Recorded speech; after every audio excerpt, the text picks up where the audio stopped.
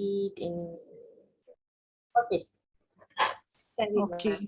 Gita Gyan, Essence of Bhagavad Gita. Devaki Nandana Krishno Gita Patena Tushyati Yatana Vedair Danena Yashna Tirtha Vratadibi.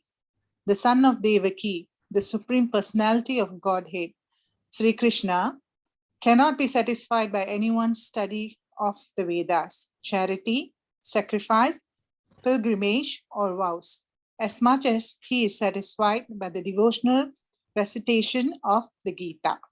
Thank you. Vaishnava Tantriya Sara 22. Thank you, Mataji. Okay. Nama Vishnu Padaya Krishna Prastaya Bhutale Srimati Bhakti Vedanta Swami Iti Namine Nama Vishnu Padaya Krishna Prastaya Bhutale Mati Bhakti Vedanta Swami Iti Namine Namaste Saraswati Devi Gauravani Pracharine Nirvishesha Sunyavadi Paschatya Deshatarine Namaste Saraswati Devi Gauravani Pracharine Nirvishesha Sunyavadi Paschatya Deshatarine Jai Sri Krishna Chaitanya Prabhu Nityananda Shri Advaita Gadadhar Srivasadi Gaura Bhakta Vrinda Jai Sri Krishna Chaitanya Prabhu Nityananda Shri Advaita Gadadhar Srivasadi Gaura Bhakta Vrinda. Anybody would like to lead today? Anybody? Hare Krishna, Krishna Krishna, Hare Hare, Hare Rama, Rama Rama, Hare Hare. Everyone? Hare Krishna, Hare Krishna, Krishna Krishna, Hare Hare, Hare Rama, Hare Rama, Rama Rama, Hare Hare Krishna, Hare Krishna, Krishna Krishna, Hare Hare, Hare Rama, Hare Rama, Rama Rama, Hare Hare. Repeat, everyone. Hare Krishna, Hare Krishna, Krishna Krishna, Hare Hare, Hare Rama, Hare Rama, Rama Rama, Hare Hare. One more time, Mataji. Hare Krishna, Hare Krishna, Krishna Krishna, Hare Hare, Hare Rama, Hare Rama, Rama Rama, Hare Hare. Everyone. Hare Krishna, Hare Krishna, Krishna Krishna Krishna Hare Hare Hare Hare Rama Hare Rama Rama Rama Rama Hare Hare Haribo. Haribo. Haribo. Congratulations. Okay, very well done. Let's take darshan of the deities. Today is Sri Sri Radha Gokulananda. They are Utsava Murti of the Utsava Vigrahas of Sri Jagannath Mandir, Kuala Lumpur. ISKCON Kuala Lumpur. Offer prayers to our spiritual teachers. Om Ajnanatirandhasya Jnananjana Salakaya Chaksurunmilitam Yena Tasmai Shri Gurave Namaha. Namo Om Vishnupadaya Krishna Prasthaya Bhutale Srimate Bhaktivedanta Swami Niti Namine Namaste Saraswati Deve Gauravani Pracharine Nirvisesha Shunyavadi Paschatya Deshatarine Jai Sri Krishna Chaitanya Prabhu Nityananda Shri Advaita Gadadhara Srivasadi Gaura Bhakta Vrinda Hare Krishna Krishna Krishna Hare Hare Hare Rama Rama Rama Hare Hare. Motion for the Krishna. Om Tat Sat. Srila Prabhupada ki Jai. Must say Jai. Okay. So Gita Mahatmya. We have a volunteer. Do we have a volunteer? No. No, that's recipes. No, it has gimmicks, and yet you clean your plate. Anybody would like to volunteer? Devi Mataji, your grandchildren, anybody would like to read? Just read the English or... Oh, Sam Prabhu, you have not volunteered. What happened? You're busy today? Yeah, sorry. I'm just about to read now. Can I read this? Yes, please. All the holy places in this universe, such as Prayaga, are eternally present wherever the Gita, the eternal book of divine song, is present. Okay, thank you, Prabhu. So look at this term here, Prayaga. Okay, Prayaga, it means that the Prayaga is a holy place, holy places like Prayaga. There are 5 Prayags. Okay, so it seems that whenever there is a reading of Bhagavad Gita going on, these Prayagas are present. Okay, so let's go to India for a while, a very quick one. Okay, so there are 5 Prayags. This is one. It's called Vishnu Prayag. Prayag means a confluence of 2 or more rivers. Usually you have 2 or sometimes you have 3. Okay, so when they meet, that's called Prayag, and usually Apollo. What is that, Mataji? Oh, okay. All right. I thought that's another name. All right. So these confluences is celebrated as holy place where people will converge or they will gather to do some spiritual ceremonies, religious activities. They do that. All right. So this is Vishnu Praya. Vishnu Praya is where Dauli Ganga and Alaknanda rivers meet. Those are the meeting points of rivers. Okay. Second is Nanda Praya. Nanda Praya is where Alaknanda river and Nandakini river meets. Okay, so this is at the Himalaya, Uttarakhand. Next is Karna Praya. Karna Praya is where Alaknanda river and Pindar rivers meet. Next is Rudra Praya. It's a meeting point of Alaknanda and the Mandakini river. Finally, we have Dev Praya, where Alaknanda and Bhagirathi rivers meet. Okay, so what kind of activities people do here? They take ablutions or bathing. They take the sacred water from here to be used in their worships. The yogis, the rishis, the munis, they go here, and some they stay there, they do dhyana there, all that. And some perform Shraddha ceremonies. It's oblations, is it? They do prayers for the ancestors or people who pass away. So they perform last rites for the departed souls. And the worship of rivers is pretty significant in Hinduism or in Sanatan Dharma, because they see that as manifestation of God.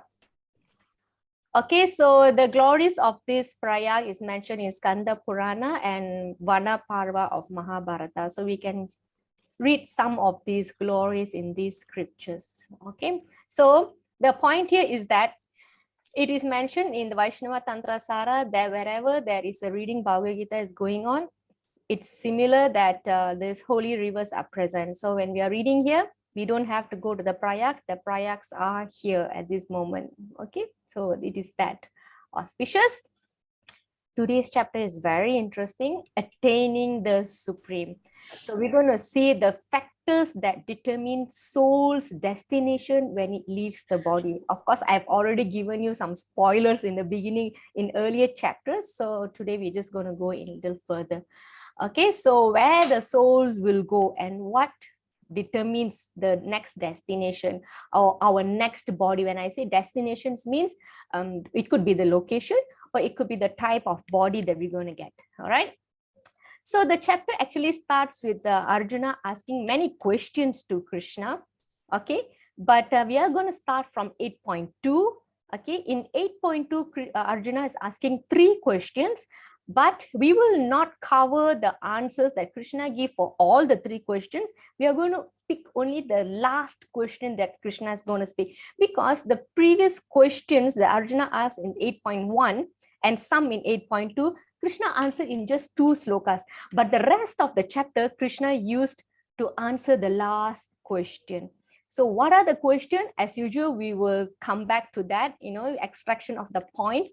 So for now, we just want to read it first. Janani Mataji. Yes, Mataji. Hare Krishna. Adiyatna kadam putra devasmin madhusudana prayana kalichakadam neyo siya tatmade. Who is the Lord of sacrifice and how does he live in the body of Madhusudana? And how can those engaged in devotional service know you at the time of death? Okay, thank you, Janani Mataji. So as usual, question to everyone. I've already said there are 3 questions in this verse. What is the first question? Who is the Lord of sacrifice? Yes. What is the second question? How How does does he live live in the body? Yes. Okay, you tell me. Everybody tell me. How does the Lord live in the body? Who is Through the the Lord of soul. sacrifice and how does he live in the body? Through the soul. Vishnu. Vishnu. Mm-hmm. He lives through the soul. Live through the soul. Okay, what else? Who is the Lord of sacrifice? We covered this in earlier chapters. Work done. Lord Vishnu. Yes, Lord of sacrifice, Lord Vishnu. Okay, so how does he live in the body? Okay, let me see, there's some answers. No problem, Prabhu. Mataji, come. How does he live in the body? Let's see whether we can answer Arjuna. How does he live in the body? How many souls are there in everybody's body? One soul. One soul. Mhm. Really? Really? Let's see. 2 souls. 2 souls. Tell me who is that?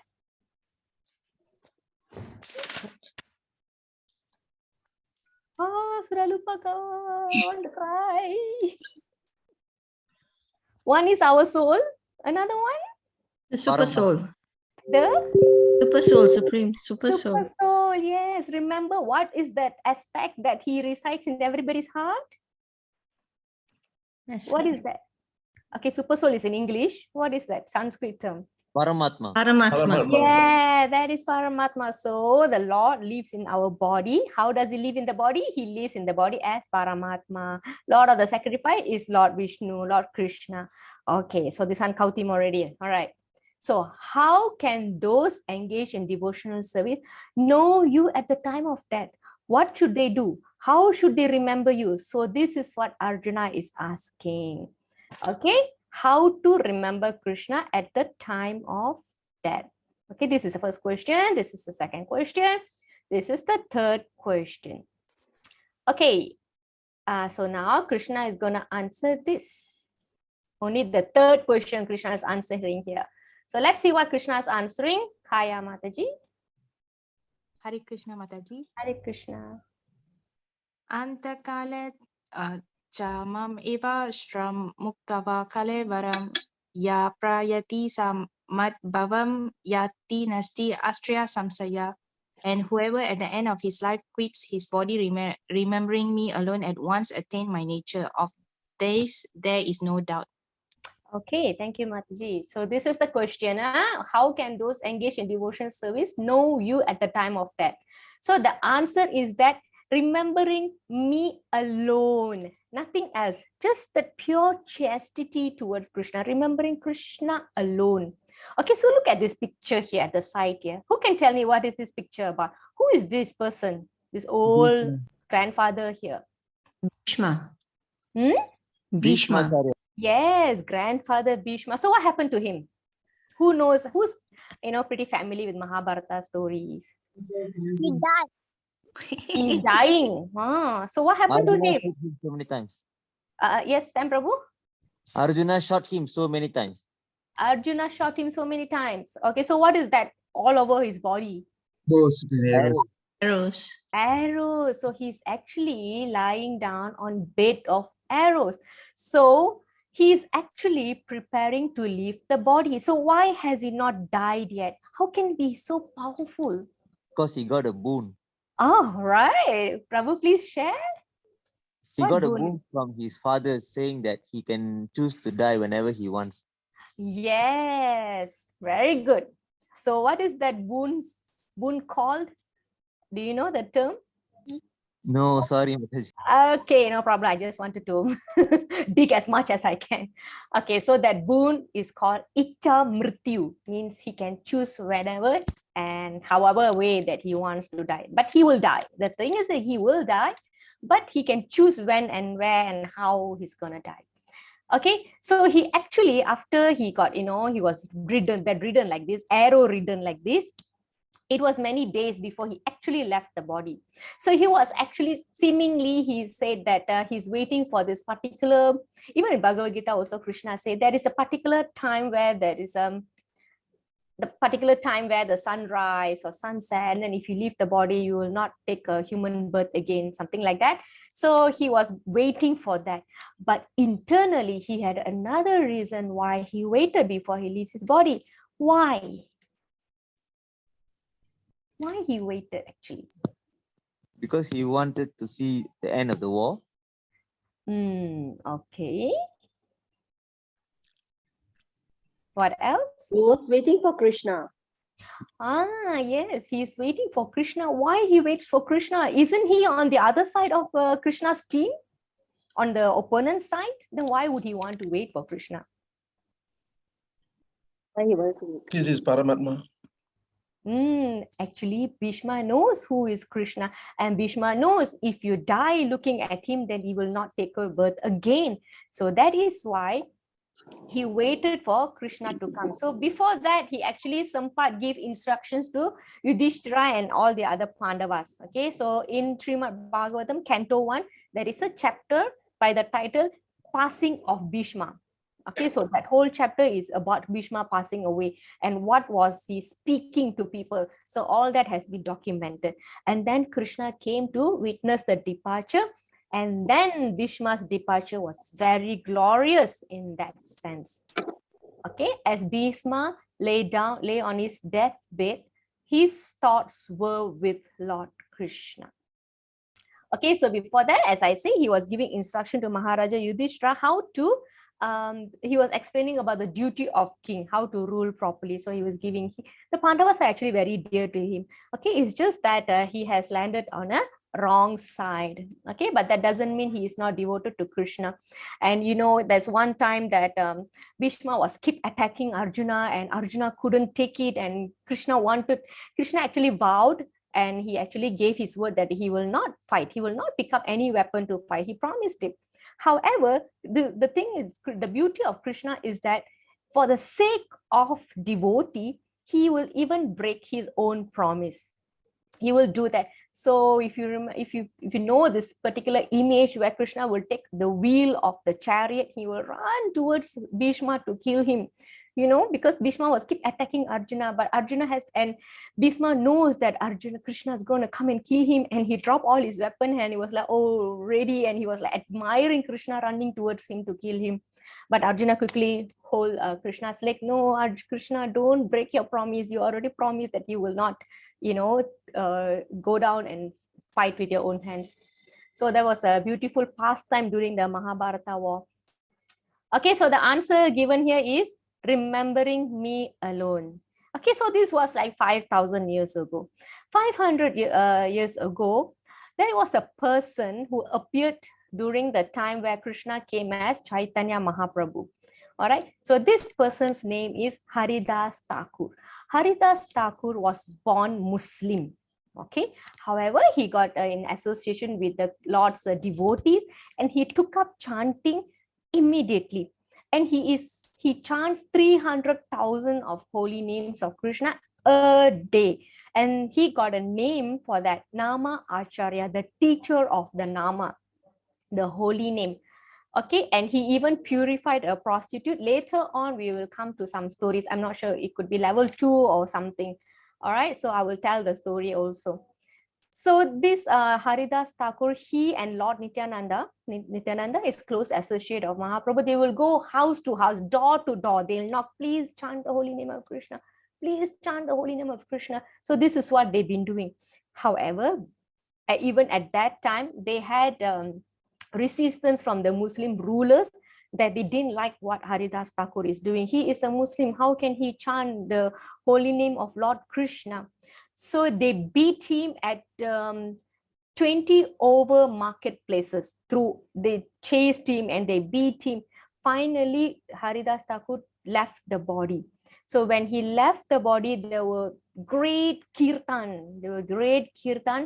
And they surrounded, the devotees surrounded him at the time of his death. And the Lord himself came and carried him and performed the last rites. Okay, so that's how glorious the passing of Haridas Thakur. He died with the company of the devotees and the chanting of the holy names.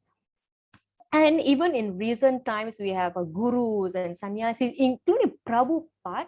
Until the end of his time, he was giving class. Okay, until the end of his time, he was so thin, he was dying, and yet he has this special power to give classes until the end of his breath.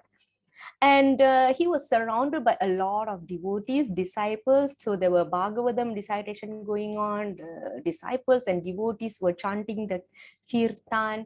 And we had Bhakti Tirtha Maharaj, we had Pankajangri Prabhu, who have recently passed away. They are very great personalities in current times, and this is how they also left the body. So it's always surrounded by people.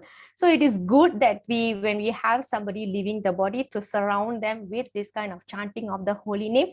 It is very good for their onward destination. Okay, so this is if our relatives or friends have not practiced bhakti in their entire life, so it may be difficult for them to remember Krishna at the time of their death. But because we know the significance of it, so we want to give at least something so we can do that for them. However, if we are in this path, then we have to fill our life remembering Krishna, and this remembrance is coming from through the chanting and performance of devotional service. Like I say, you have to study for your exam, and then you can sit for the exam confidently and pass with flying colors. If you do not study, then it's difficult for you to remember information at the time of your exam. Okay, so that is the concept here, and Krishna will explain what happens when we think about certain things at the time of our last breath. 8.6. Jai Seelan Prabhu. So this is general law of destination after death. All right. Hare Krishna. I'll read English version. Yes, Prabhu.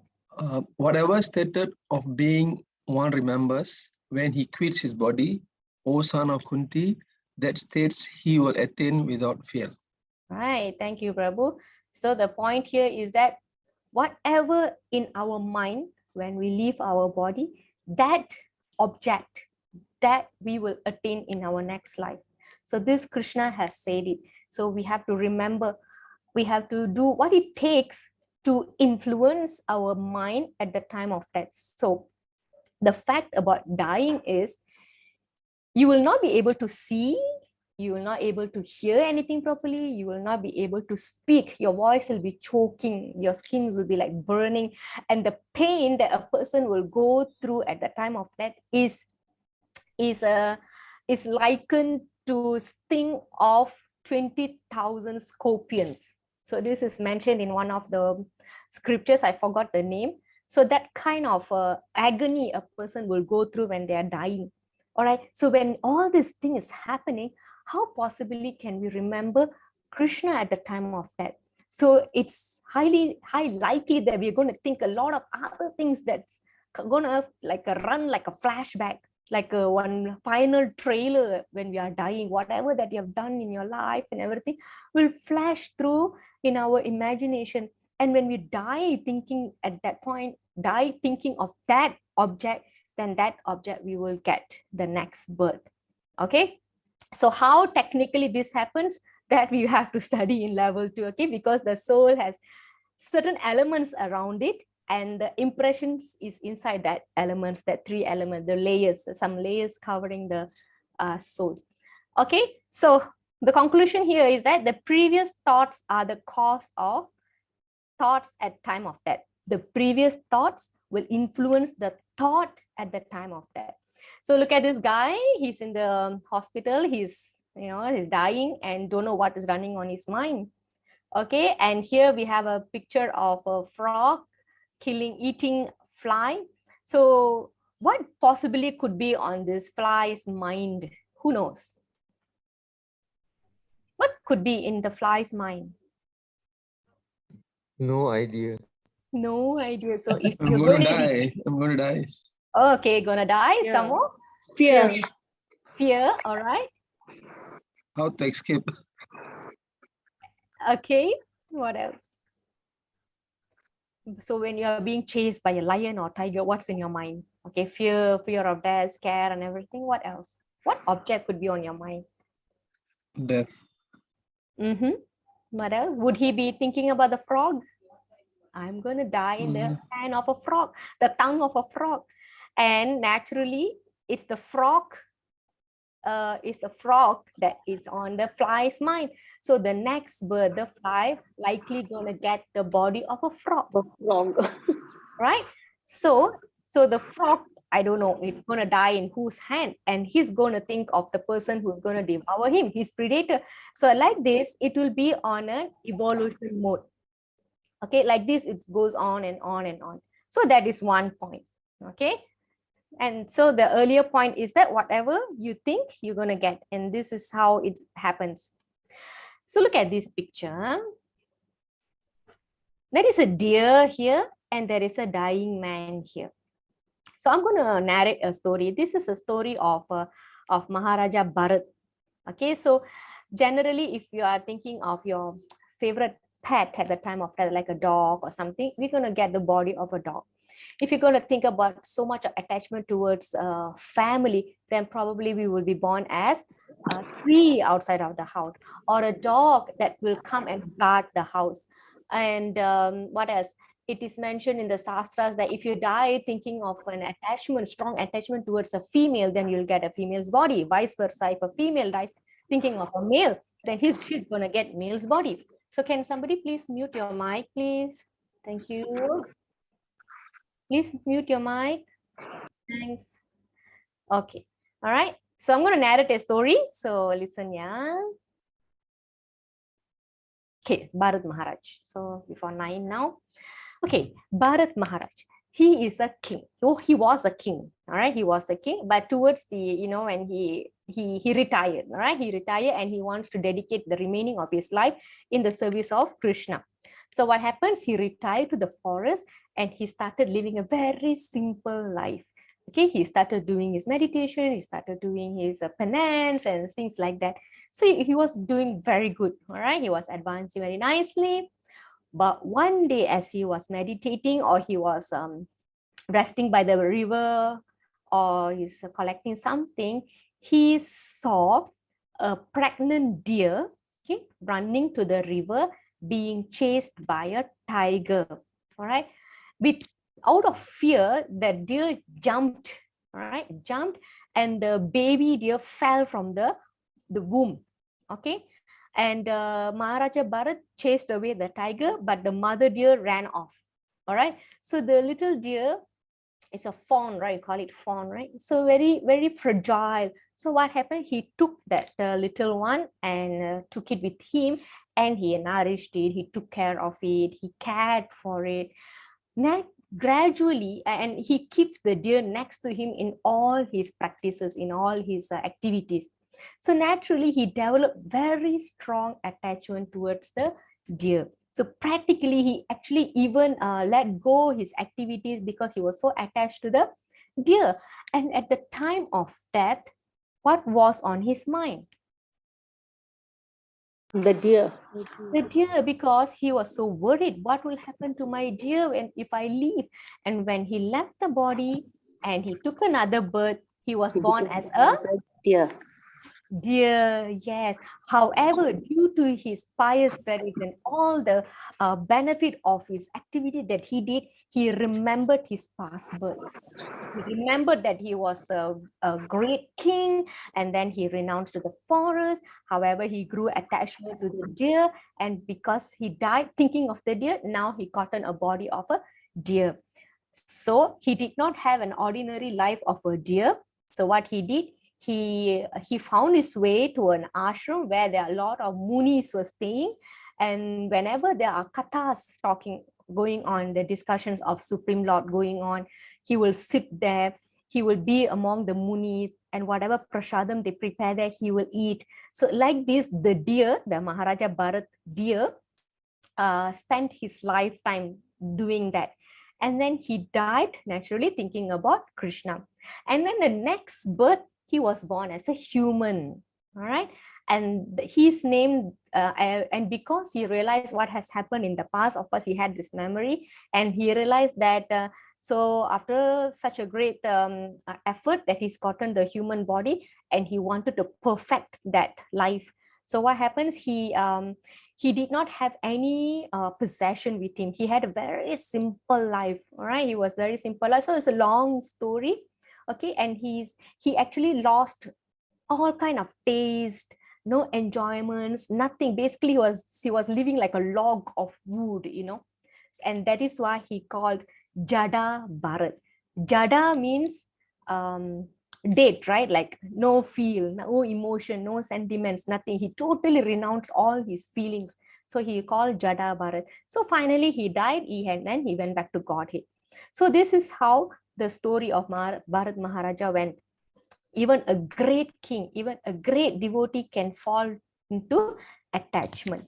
Okay, and that has actually affected the next birth that he took.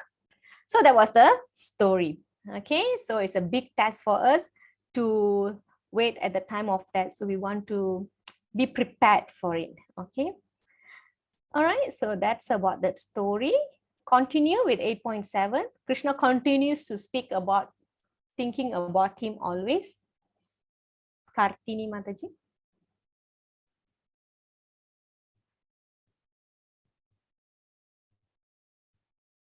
Okay, Mataji is not here. Anybody would like to fill in for her? Translation? Hare Krishna, I'll read. Okay, Param Prabhu. Therefore, Arjuna, you should always think of me in the form of Krishna, and at the same time carry out your prescribed duty of fighting. With your activities dedicated to me and your mind and intelligence fixed on me, you will attain me without doubt. Yes, thank you, Prabhu. Okay, so what is the first point here? What Krishna is telling Arjuna? Always think of me. Always think of me. How? While chant his name. While doing their duty, fighting. Yes, very good. While doing his duty and activities dedicated to me. Okay, because why? Arjuna might consider thinking of Krishna is easier and better than fighting.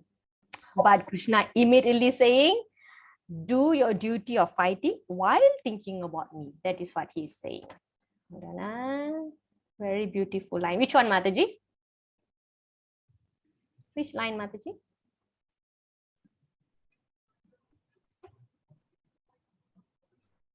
The whole sloka. right. Yes. Okay, so do your duty, don't escape. Okay, okay, so these are various ways that we can think of Krishna, thinking of Krishna always. So if you look at that, let me do that again.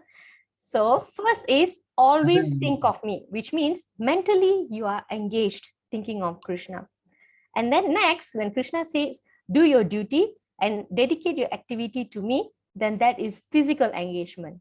All right. Finally, he says, fix your intelligence and mind on me. And this is intellectual engagement. And finally, you get the result. What is the result?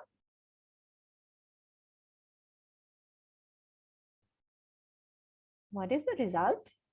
Attain Krishna without doubt.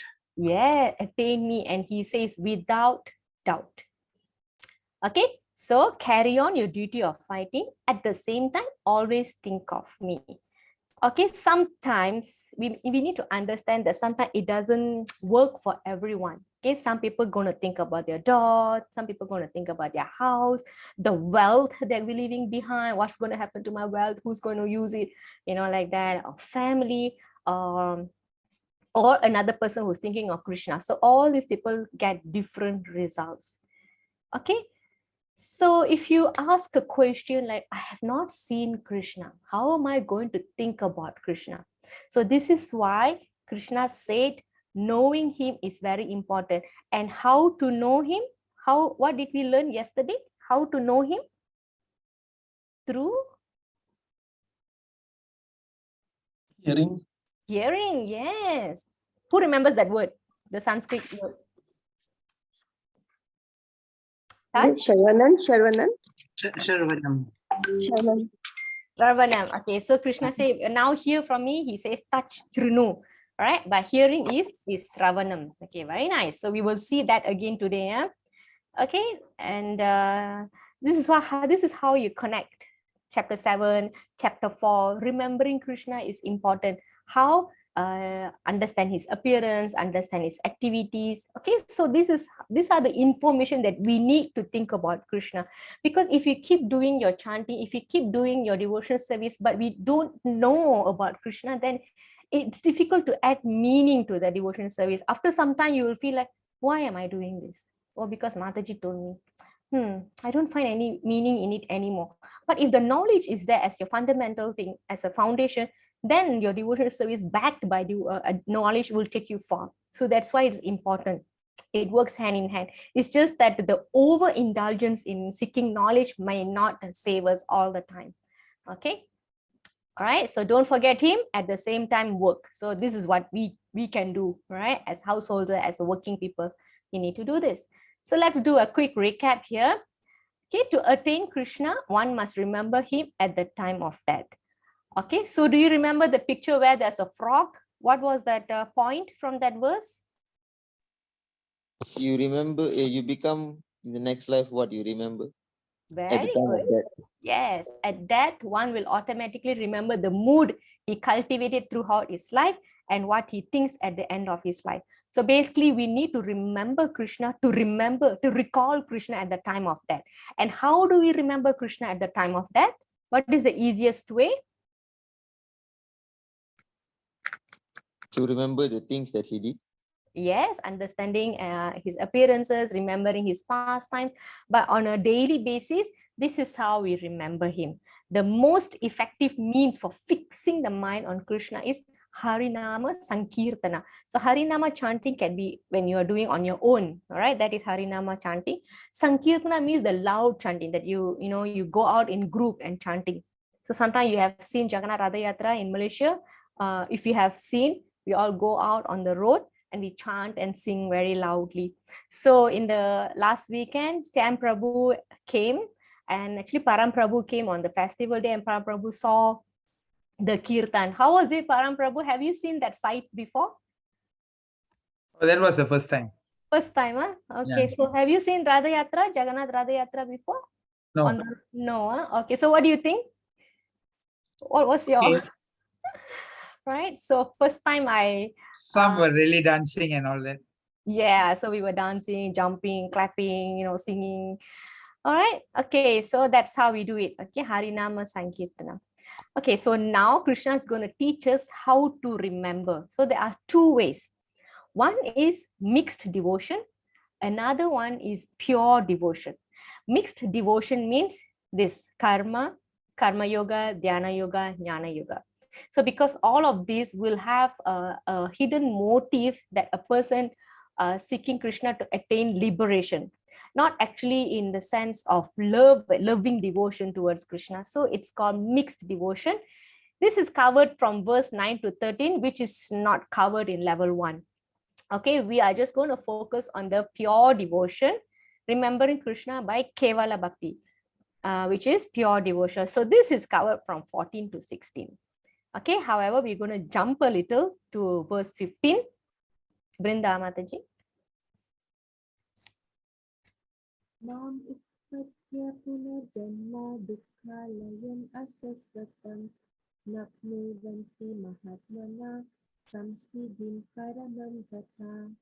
After attaining me, the great souls who are yogis in devotion never return to this temporary world, which is full of miseries, because they have attained the highest perfection.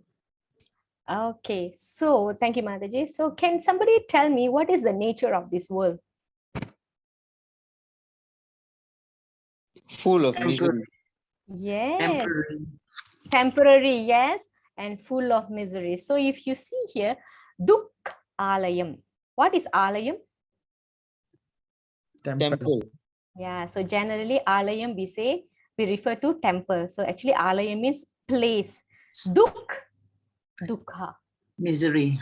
Misery, sadness. So easy, right? Dukkhalayam asasvatam. Forever, always full of misery. Dukkhalayam, place of misery. So that is the nature of the material world. Another nature is that it's temporary. Okay, there is a creation time, there is an ending time.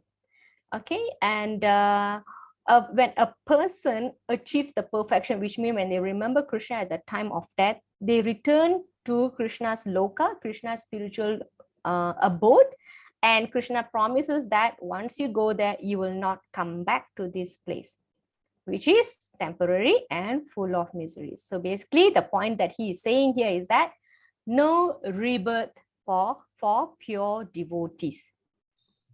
Okay. All right, so if you look at this picture here, this is the spiritual world where Krishna resides, and this is Karanada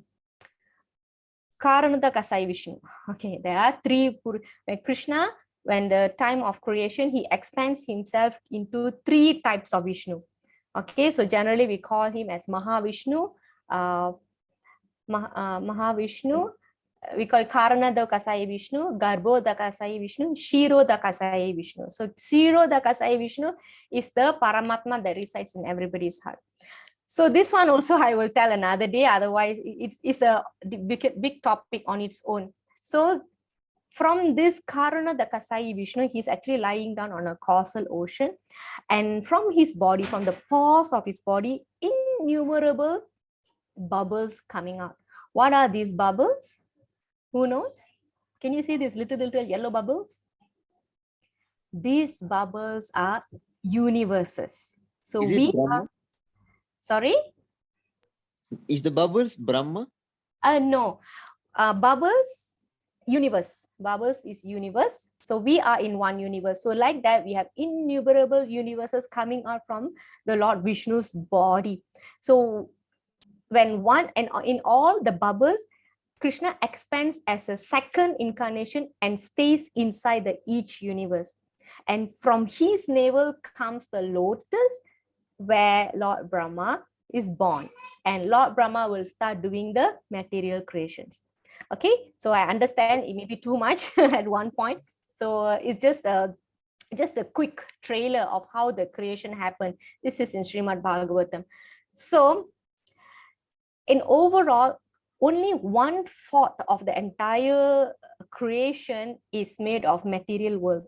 The remaining third 3/4 is spiritual. Okay, so the spiritual sky is so much bigger than the material. We are just small. We are just like a small prison in the entire earth. It's like that. So you have to think like that. Okay. All right. So there's so much more home, space for home in the spiritual world, but we want to just confine into this small prison. So that is the idea. We want to break free from this prison. So that is the knowledge that Krishna will give in Bhagavad Gita, how to break. We have to know that outside of this universe, there's something bigger than that. All right, something much bigger. Okay, so there are 4 real problems in world. Okay, you may have one problem which may not be my problem. I may have a problem which not necessarily be your problem, or our neighbor may have a problem which is not affecting us, be not problem. But these are, these are called relative problem. But there are 4 problems that you will face, I will face, and the neighbors will face. So that is what we want to see here. Where to find a place that all these 4 problems will not affect us. Okay, look at this picture here. What can you see from the first picture? There's a lady here, there's a lady here, and there's a baby here. What do you think it's talking about? Giving birth. Yeah, so this is birth, the first real problem. Everybody has to go through birth. All right, next one. Look at the down one here. What's happening here in this picture? Is it sickness? Sickness. Yes, sickness. Somebody is giving medicine. So disease. Everybody has disease, right? We can never say that we never had disease. We're not going to have disease. So number 2. Number 3, look at this. Old Growing age. old. Old age. Okay, everybody. No, you can buy time, can put Botox and everything, collagen, but eventually we will get old. Death. Yeah, finally. Death. Death, yes. Death. So these are the 4 real problems. Okay, but do you still remember the 3 kinds of miseries? Do you all remember? You all remember that, right? So that is 3 types of memories, or 3, not memories, miseries, 3 source of miseries. And these are 4 real problems. So sometimes I realize my Gita Gyan students, they may get mixed up these 4 and 3. So try to remember that that is 3 sources of miseries, and this is 4 real problems. Okay. So now Krishna going to talk about these 4 problems. 16. Hushi Mataji. From the highest planet in the material world down to the lowest, all are places of misery wherein repeated birth and death take place.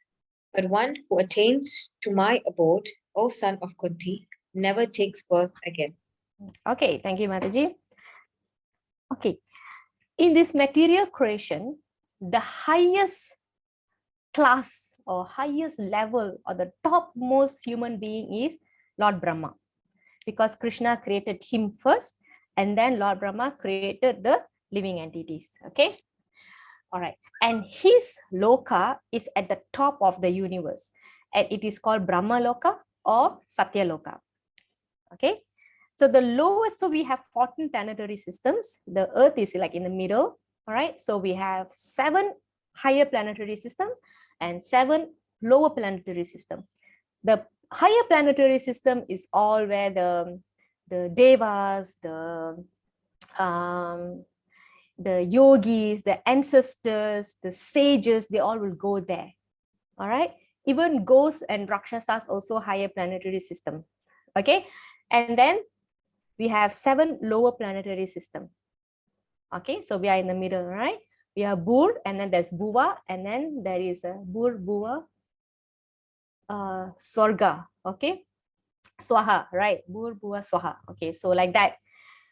Okay, so from the lowest of the lower planetary system until the highest planetary system, which is Brahma Loka, Krishna is saying something here. What is Krishna saying here? What is taking place in all these planets? Misery. Mm-hmm. Repeated birth and death take place. Yes. Repeated birth and death. So remember when I said, when we do a lot of good things, we get good karmas, pious credits. Where do we go? Lower planetary system or higher planetary system? Higher. Higher. So remember the chapter 6, they will go to the heavenly planets and then they will come back to the earth. Why are they coming back? It's because what is Krishna saying here? Because everywhere you go, you do take birth and you do die. When your time is up, what does it mean by time is up? You have some money, you have collected your pious credits, you go for vacation. After you exhaust your pious credit, you have to come back to your Malaysia. You have to come back to your motherland. So similarly, in earth, you're accumulating your pious credits. Okay, it will bring you to higher planetary system if it's a pious credit. Okay, and then once you exhaust it, you will not have a particular number of years, like 50 years old, 100 years old. You wouldn't have that. So as long as your pious credits are there to support your vacation, you will be there. Okay, but it'll be full of happiness, full of happiness, enjoy, fully enjoyment. Then finally, when either you're bored or when your pious credits are exhausted, then you have to come down to earth. So like this, even if you go to Brahma Loka, you have to eventually finish up your credits and you come back. So like this, we are going up and down, up and down, up and down, forever and ever and ever. How many wardrobes do we have? How many wardrobe a soul has? What is the size of the wardrobe? Millions and millions. How many millions? 8 million or so.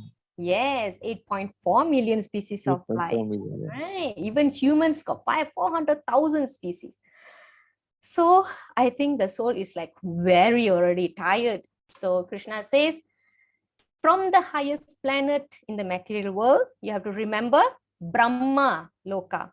That is why Krishna says here, Brahma Loka, that is the highest planet, down to the lowest, Punar Janmana Vidyade, Punar Janma. Birth and death takes place again and again, like a cycle, like the hamster run the wheel inside. So like that, going on and on and on. Okay, so the conclusion here is that rebirth exists in all planets except Krishna's abode. That's why Krishna said in earlier verse, once he comes to my abode, there is no returning to the temporary world which is full of miseries. Okay. 8.28 is of course, Krishna always conclude by speaking some glory of bhakti. Okay, Suhasri. Yeah, Suhasri.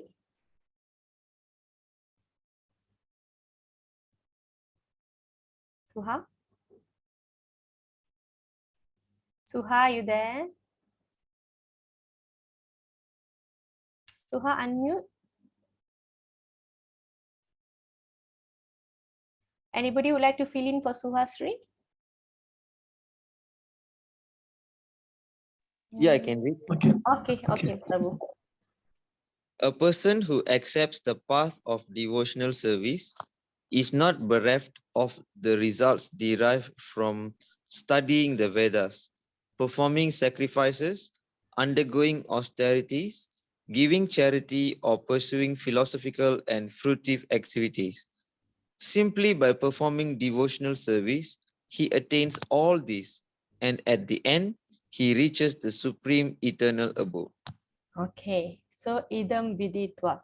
This is the supreme position of Bhakti Yoga.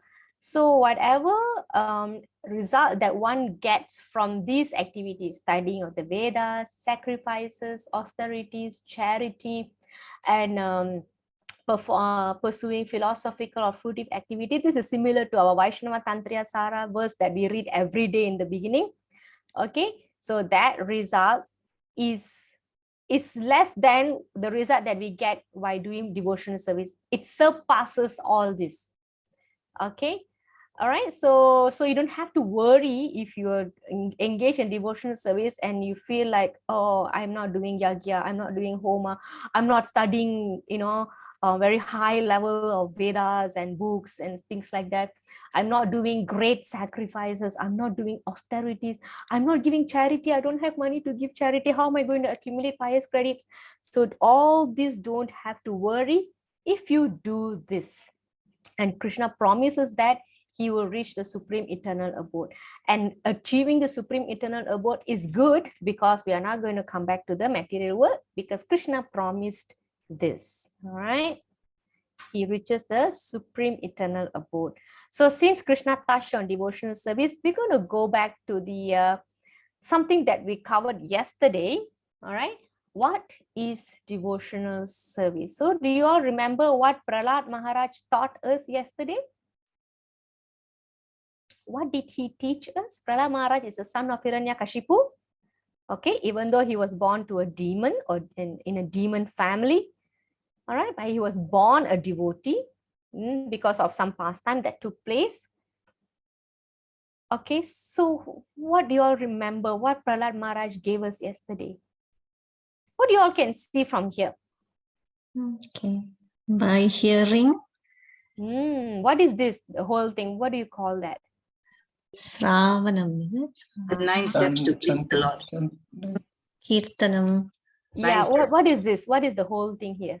9 steps to please the Lord. 9 steps to approach the Lord or steps to please the Lord. 9 types of? Oh, okay. 9 types of? Activities? Steps. Devotion. 9 types of devotion. 9 types of devotional services. Yes. Okay. All right. So actually, we already did this yesterday. Okay. So it's okay, Yamuna Mataji, don't have to read this, but you can read the subsequent slide. So this one, hearing, chanting, remembering, serving, worship, offering prayers, being servant, best friend, surrendering everything. So I'm going to give you like 10-15 seconds to look at it, because after this I'm going to ask question.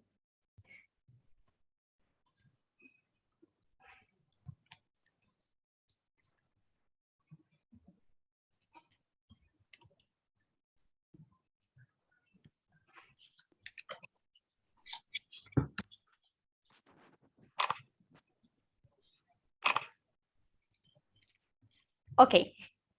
All right. The top 3 is hearing, chanting, and remembering. Okay, let's put them in the perspective. What is the first one? Hearing. Hearing. Sravanam. Yes, hearing. Okay. So this picture. So for now, I will go in one by one. So hearing, this somebody is sitting here in blue color, right? And somebody is sitting here. This is Parikshit Maharaj. This is Sukadeva Goswami. So if you remember, I always mention about this book, Srimad Bhagavatam. So the way the situation the Bhagavatam was delivered is because Parikshit Maharaj was cursed by somebody that he will die in 7 days. Okay, Parikshit Maharaj is the grandson of Arjuna. Okay, all right, so he knows that he's going to die in 7 days. It was a mistake. It was a mistake, misunderstanding. Okay, he was cursed somehow, but he was not fighting against it. All right. So he went around and asked, what should I do for the next 7 days to leave my body in a right way? So he arrived at a place and Sukadeva Goswami came by. Sukadeva Goswami is the son of Vyasadeva. And Sukadeva Goswami, from the moment he was born, he was a liberated person. All right, he has no attachment whatsoever. So he came to that place where Parikshit Maharaj was inquiring to people, what should I do? What should I do? What should I do? Then Sukadeva Goswami came and he said, the best thing that you can do in your last 7 days is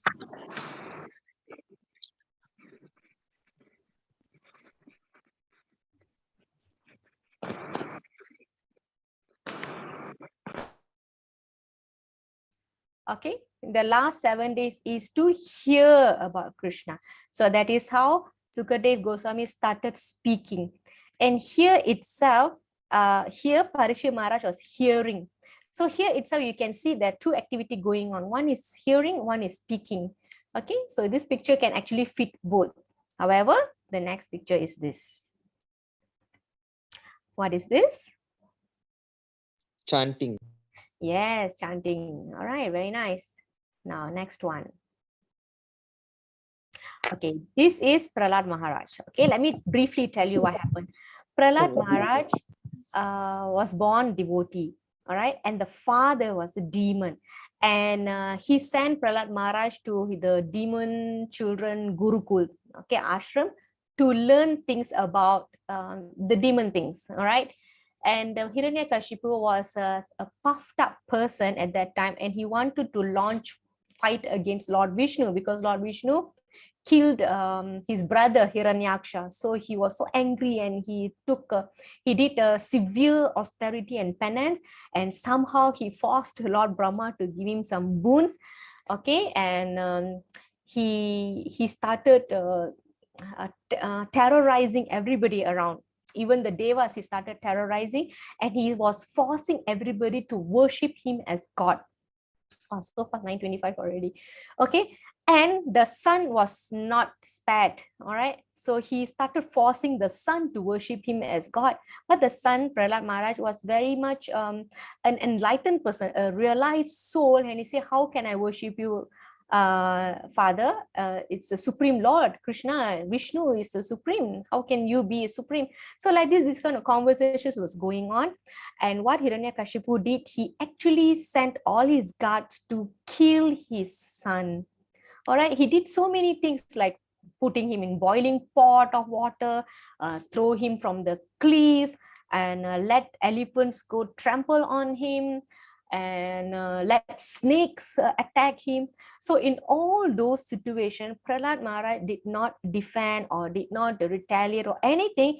All he did was sitting and chanting the holy name. That is all he did. He was constantly remembering the Lord, and in all situations he was saved. All right, so that is why he is a great example of this devotional service, remembering. He attained perfection by remembering. Parikshit Maharaj attained perfection by hearing. The devotees attained perfection by chanting. Okay, and Prahlad Maharaj achieved perfection by remembering. Okay, number 4.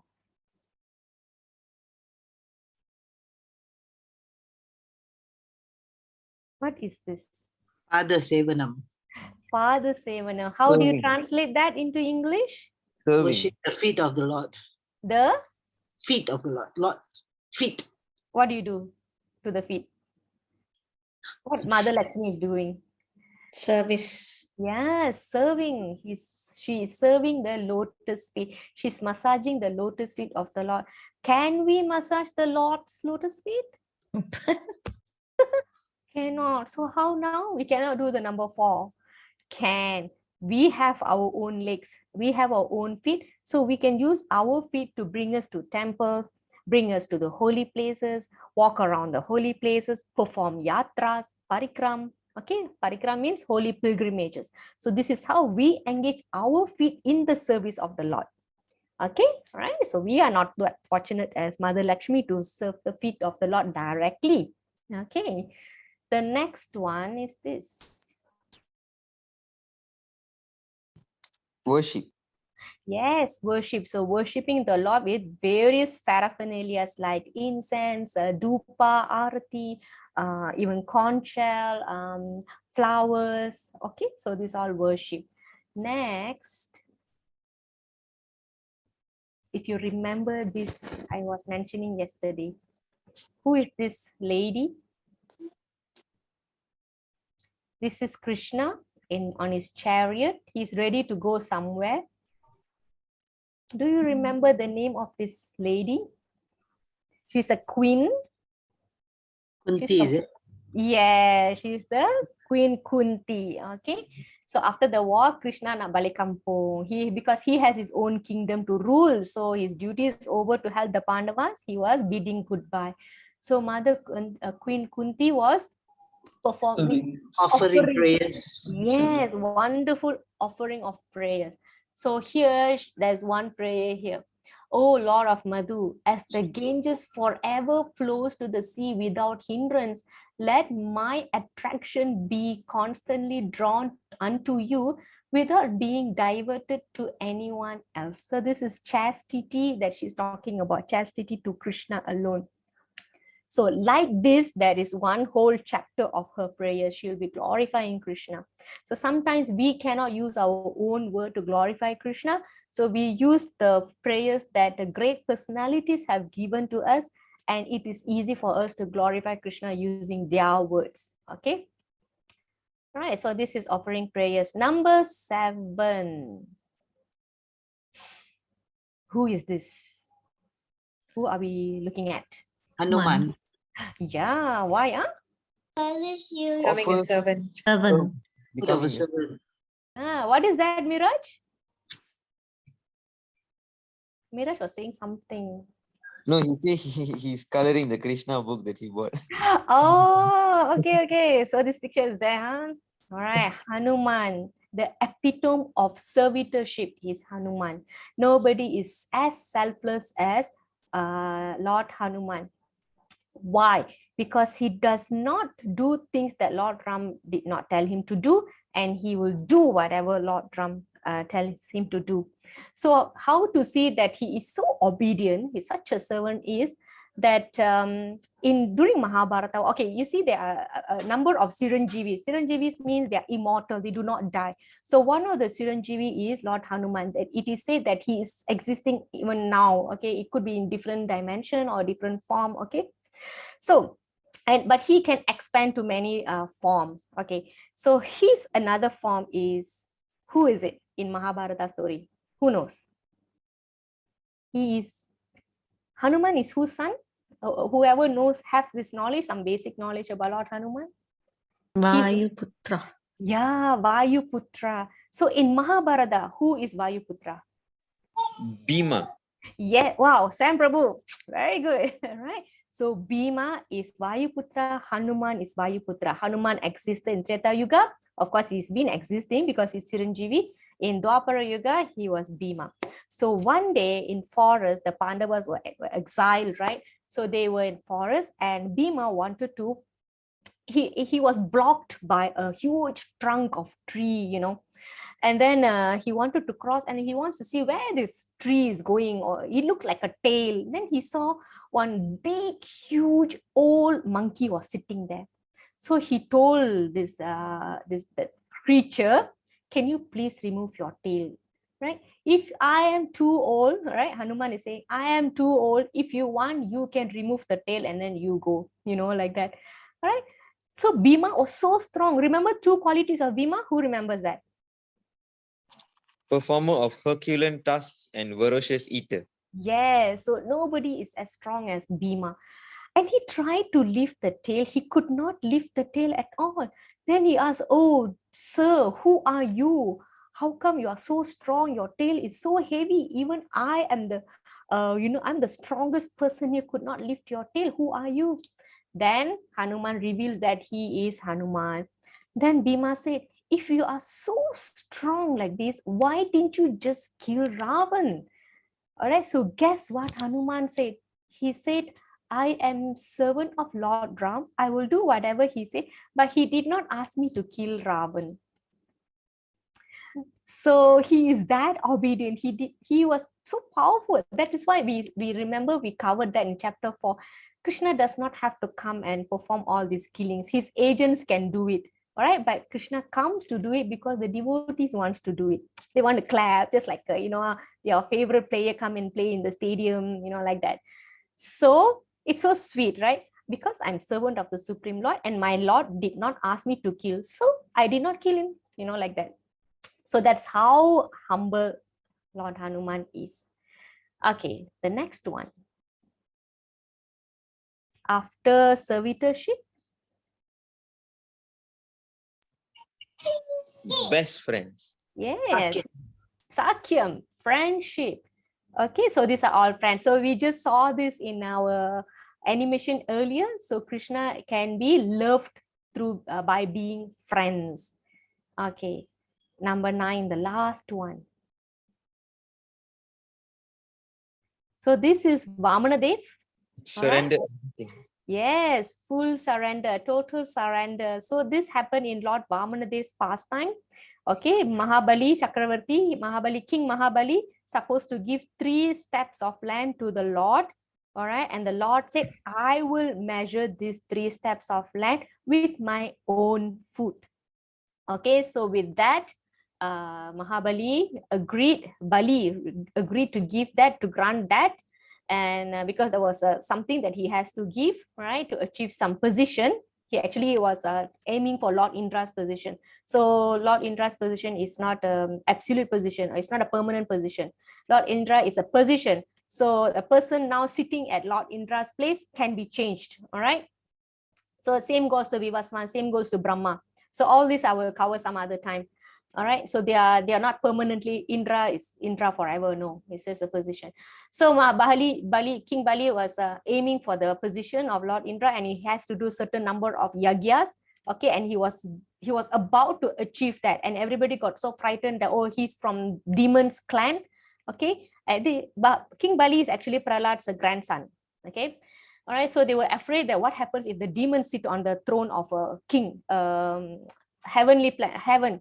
Lord Indra is the king of heaven, so they didn't want Bali to be the king of heaven. So they all went and prayed to the Lord, please do something. We don't want a demon to be sitting on the to be the king of heaven. So the Lord went and he said, give me 3 steps of land. So with the first land, he covered the entire lower planetary system. The second step, he covered the entire higher planetary system, which leaves nothing else to be measured. So Bali understood the power of the Lord, and he said, I only have my head to give you. So please put your feet on my foot on my head.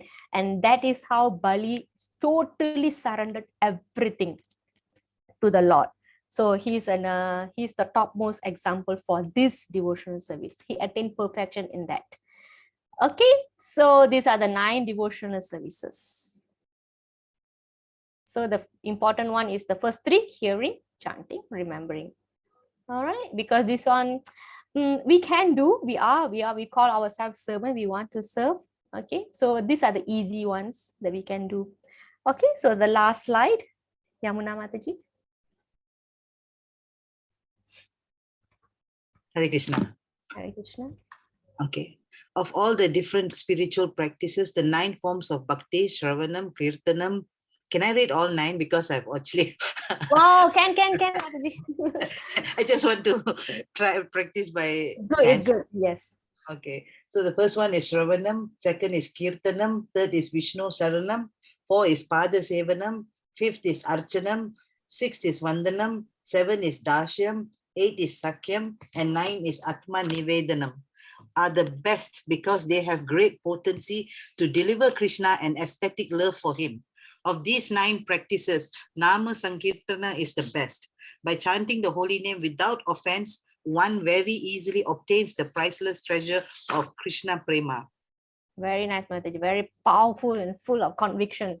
Yes. Okay. So 9, there are many devotional services. It boils down to main 9, and it boils down further to the 3 top ones. Okay, so it's very difficult to do everything, but Shravanam, Kirtanam is so easy. Whatever I speak, you can in return, you can speak to somebody else very fast. You can do that. All right, so that's about it. So I can't run through this recap, and so I hope you can run through this in your PDF. Okay, so let's end the class by 3 times chanting Hare Krishna. Who wants to lead today?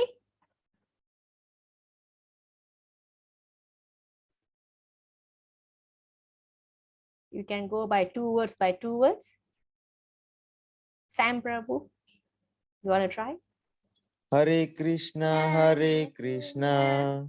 Hare Krishna, Hare Krishna.